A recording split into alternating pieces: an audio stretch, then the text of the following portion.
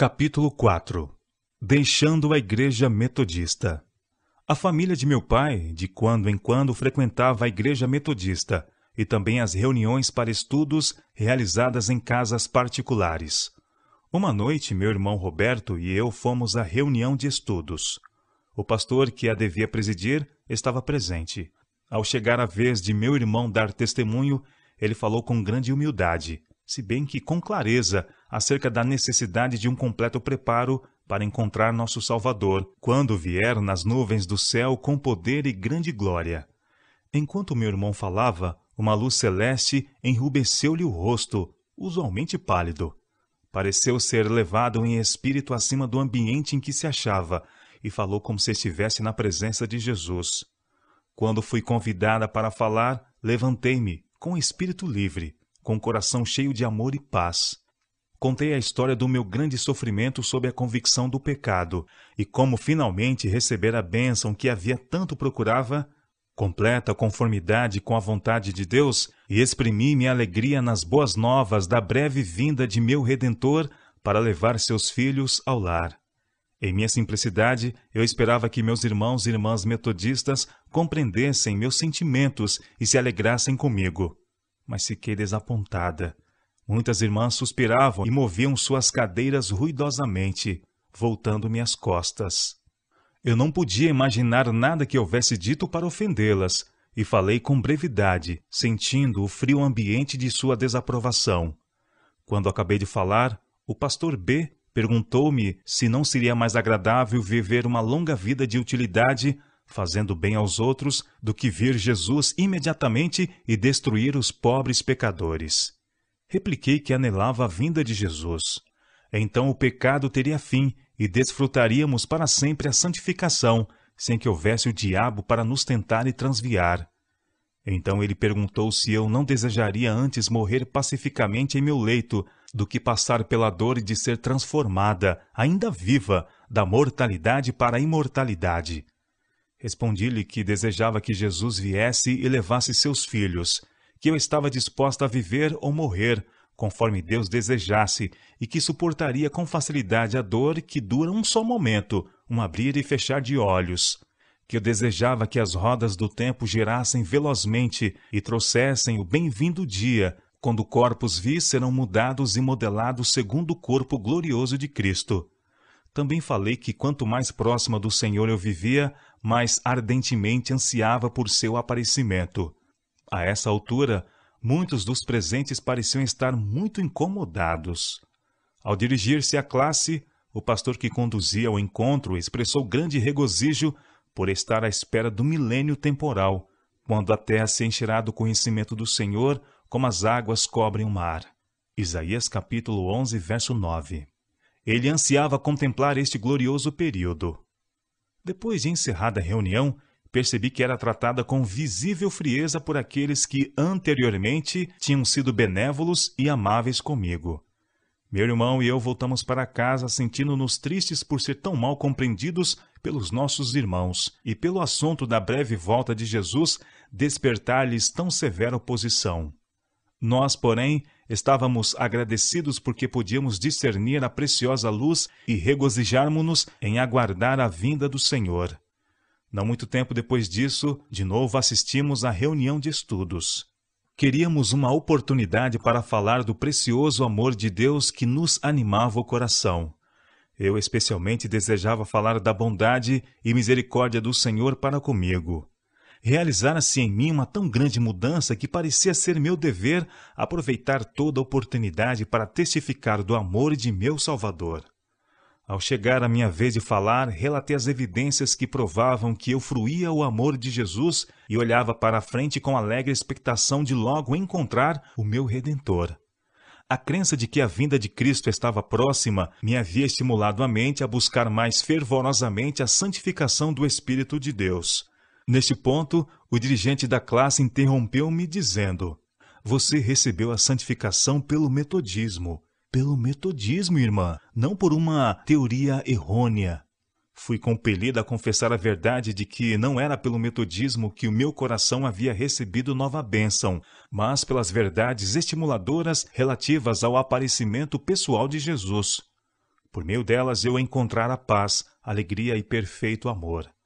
Assim terminou o meu testemunho, o último que eu daria na reunião de estudos com os meus irmãos metodistas.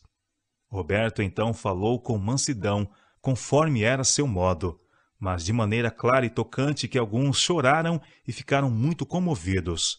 Outros, porém, tossiam em sinal de desagrado e pareciam muito constrangidos. Depois de sairmos da classe, falamos de novo sobre a nossa fé e maravilhamo-nos de que nossos irmãos e irmãs cristãos de tal maneira não pudessem suportar que lhes falassem uma palavra referente à vinda do nosso Salvador. Nós pensávamos que se eles amassem a Jesus como deveriam, não seria incômodo ouvir sobre seu segundo advento.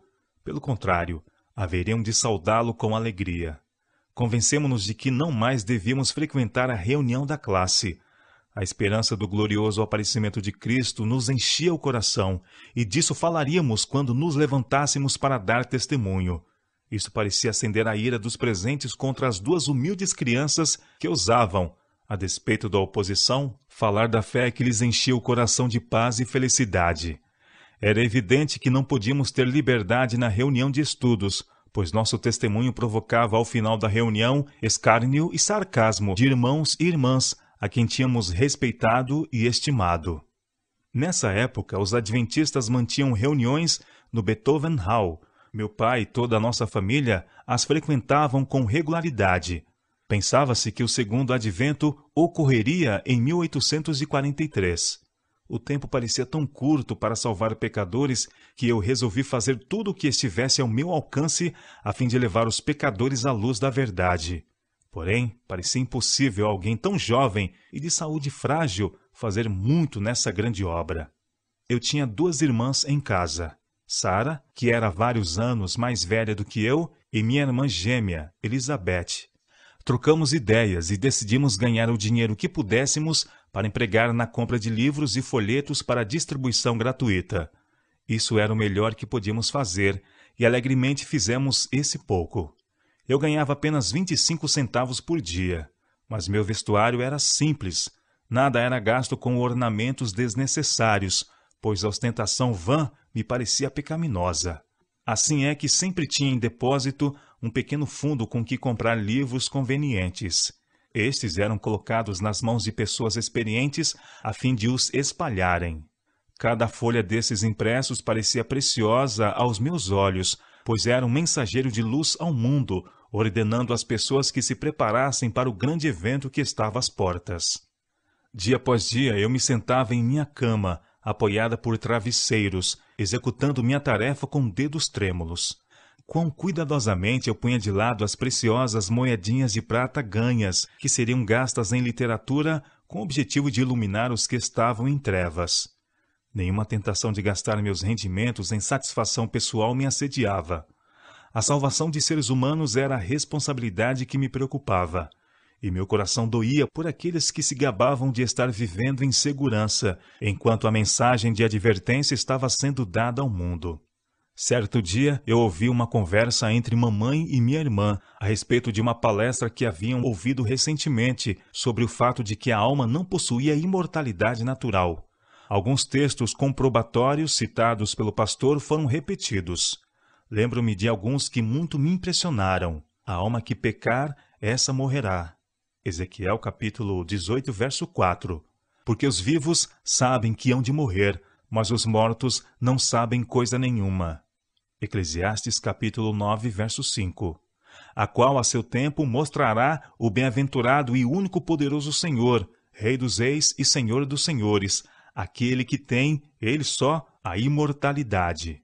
1 Timóteo capítulo 6, verso 15 e 16. Dará a vida eterna aos que com perseverança em fazer bem procuram glória, honra e incorrupção. Romanos capítulo 2, verso 7. Por que, disse mamãe, após citar as passagens precedentes, deveriam eles buscar por algo que já possuem?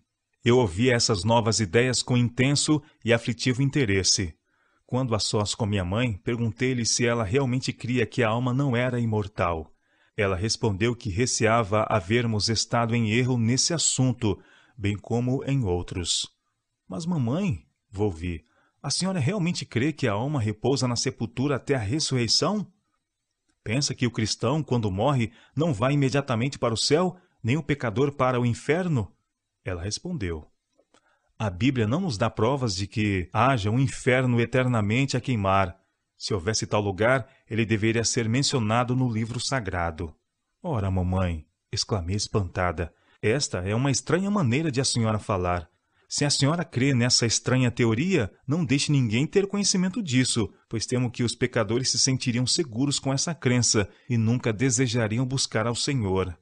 Se essa é uma sólida verdade da Bíblia, replicou, em lugar de impedir a salvação dos pecadores, será um meio de conquistá-los para Cristo. Se o amor de Deus não constranger o rebelde, os terrores de um inferno eterno não o levarão ao arrependimento. Além disso, não parece um modo apropriado ganhar pessoas para Jesus apelando a uma das mais baixas faculdades da mente, o medo abjeto. O amor de Jesus atrai, ele subjugará o coração mais endurecido. Não foi senão depois de alguns meses após essa conversa que ouvi algo a respeito do assunto.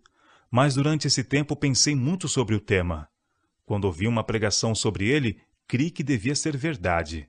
Dessa ocasião em diante, a luz sobre o sono da morte raiou em minha mente. O mistério que envolvia a ressurreição desapareceu, e o próprio grande evento assumiu toda a sublime importância. Minha mente fora muito perturbada pelos esforços em reconciliar a imediata recompensa ou punição dos mortos com os indubitáveis fatos da ressurreição e do juízo. Se após a morte a alma entrava na bem-aventurança ou na desgraça perpétua, onde cabia a necessidade da ressurreição do pobre e corruptível corpo? Mas essa nova e bela crença ensinou-me a razão por que os escritores inspirados se demoraram tanto sobre a ressurreição do corpo. Foi porque o ser inteiro estava dormindo na sepultura. Eu podia agora perceber claramente o erro de nossa posição anterior sobre o tema. A confusão e inutilidade de um juízo final, após as pessoas terem sido julgadas uma vez e decidida sua sorte, tornaram-se-me muito claras agora. Vi que a esperança dos enlutados estava em olhar adiante, ao glorioso dia, quando o doador da vida romper os grilhões da sepultura e os justos mortos ressurgirem, abandonando seu cárcere para serem revestidos da gloriosa vida imortal. Toda a nossa família ficou interessada na doutrina da breve volta do Senhor. Por muito tempo, meu pai havia sido considerado um dos pilares da igreja metodista que frequentava, e todos os nossos familiares haviam sido seus membros ativos. Mas não fizemos segredo de nossa nova crença, embora não tentássemos impô-la a outros, nem manifestássemos qualquer sentimento de hostilidade para com nossa igreja. O pastor metodista, porém, fez-nos uma visita especial e aproveitou a ocasião para informar que nossa fé e o metodismo não poderiam harmonizar-se.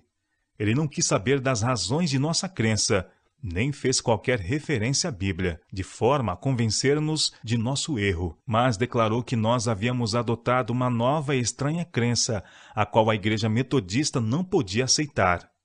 Meu pai replicou dizendo que ele estava enganado em chamá-la nova e estranha doutrina, pois Cristo mesmo, em seus ensinos aos discípulos, havia pregado o segundo advento.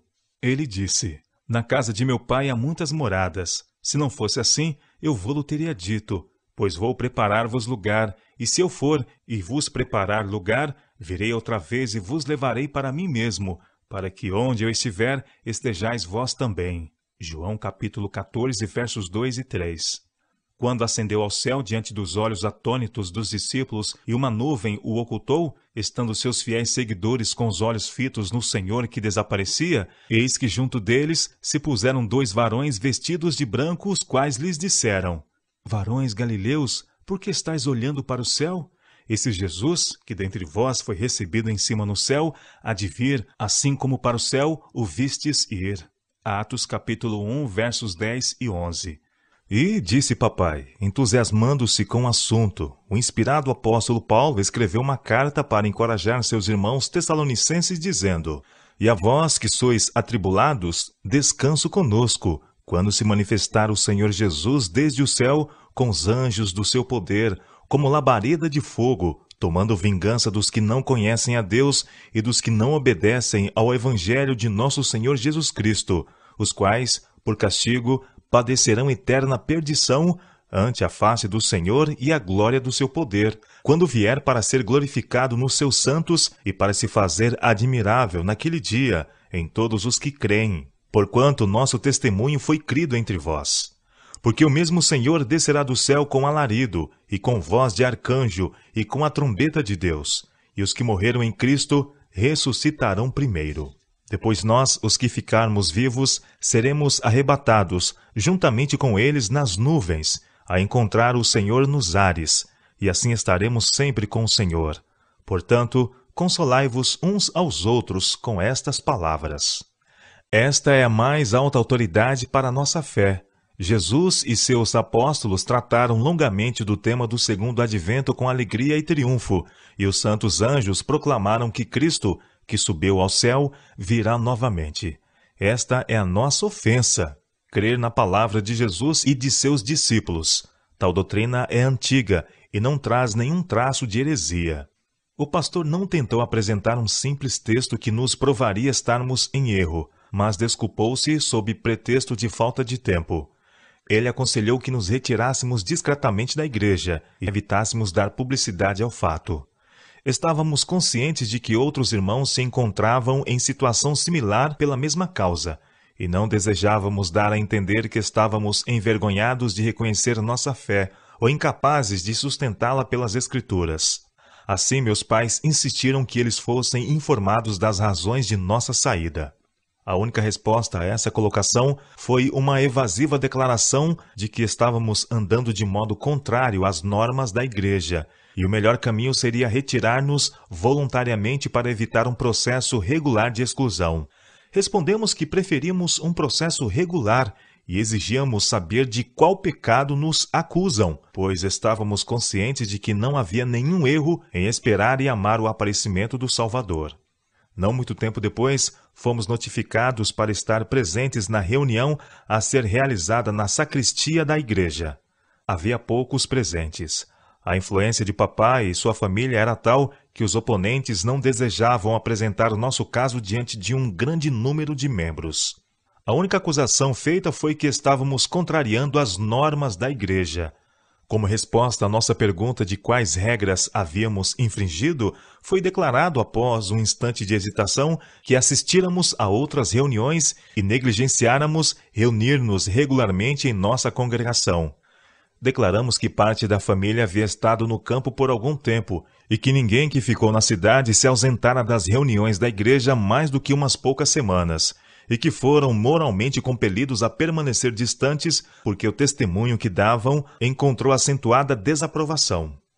Lembramos também que certas pessoas que não haviam assistido às reuniões por um ano eram ainda mantidos como membros regulares. Foi-nos perguntado se queríamos confessar que havíamos nos afastado das normas e que nos comprometíamos a respeitá-la no futuro. Respondemos que não nos atrevíamos a negar nossa fé ou a sagrada verdade de Deus, que não podíamos renunciar à esperança da breve volta de nosso Redentor, que apesar de a terem chamado de heresia, nós continuaríamos a adorar ao Senhor. Meu pai recebeu durante sua defesa a bênção de Deus, e todos deixamos a sacristia com o espírito livre, felizes com a percepção de termos agido corretamente e com o aprovador sorriso de Jesus. No domingo seguinte ao início do ágape, o pastor que presidia a reunião leu nossos nomes, 7 ao todo, como desligados da igreja. Ele declarou que não estávamos sendo cortados por qualquer erro ou conduta imoral, pois possuíamos caráter impoluto e invejável reputação, mas que éramos culpados de andar em oposição às normas da igreja metodista. Declarou que a porta estava agora aberta e que todos os que eram culpados de semelhante rompimento de normas deveriam ser tratados da mesma maneira. Havia na igreja muitos que aguardavam o aparecimento do Salvador, e essa ameaça fora feita com o propósito de amedrontá-los e submetê-los. Em alguns casos, essa política trouxe os resultados esperados, e o favor de Deus foi trocado por um lugar na igreja. Muitos criam, mas não ousavam confessar sua fé, com medo de que fossem expulsos da sinagoga. Mas outros a deixaram logo após e juntaram-se àqueles que estavam buscando ao Salvador. Neste tempo, as palavras do profeta foram inestimavelmente preciosas. Vossos irmãos, que vos aborrecem e que para longe vos lançam por amor do meu nome, dizem: o Senhor seja glorificado, para que vejamos a vossa alegria. Mas eles serão confundidos. Isaías capítulo 66, verso 5.